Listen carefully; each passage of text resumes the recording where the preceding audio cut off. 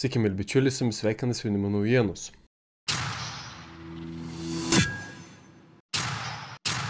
Noriu padėkoti visiems, kas prenumeruoja kanalą, pasidalina vaizdo įrašais, juos pakomentuoja ir paspaudžia patinka, nes tai yra didžiausias paskatinimas kurti toliau.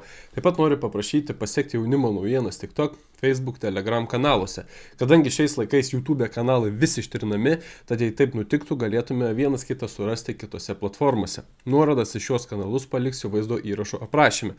Sveikinu visus su artėjančiomis šventomis Velykomis.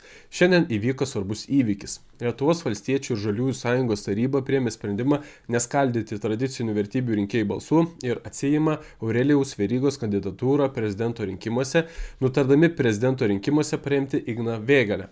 Pasak partijos pirmininko Ramūno Karbauskio, partija priėmė tokį sprendimą, nes galvoja apie Lietuvos ateitį, kuri bus sėkminga, jei valstybė visose sprendimų priėmimo lygmenyse daugiau nedalyvaus dabartinės valdančiosios daugumos atstovai, o valdžios vairą į savo rankas perims racionalūs, atsakingi, nesavanaudžiai ir už savo šalies interesus kovojantis politikai.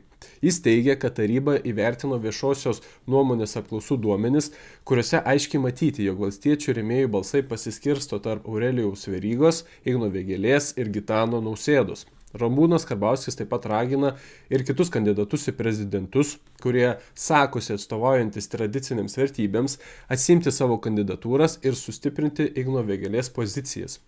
Ignas Vėgėlė tuo tarpu savo Facebook sienoje pasidalino įrašu, kuriame sveikina ir dėkoja Lietuvos valstiečių ir Žaliųjų sąjungai už politiškai brandų žingsnį, kurio siekiama ne vienadienių partinių interesų, o naudos Lietuvai.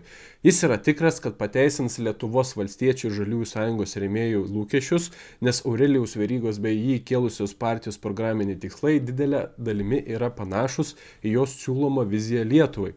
Igno Vėgėlės kandidatavimą į prezidento pareigas taip pat parėmė kitos opozicinės jėgos – Lietuvos krikščioniškosios demokratijos partija, partija Laisvė ir teisingumas bei Krikščionių sąjunga.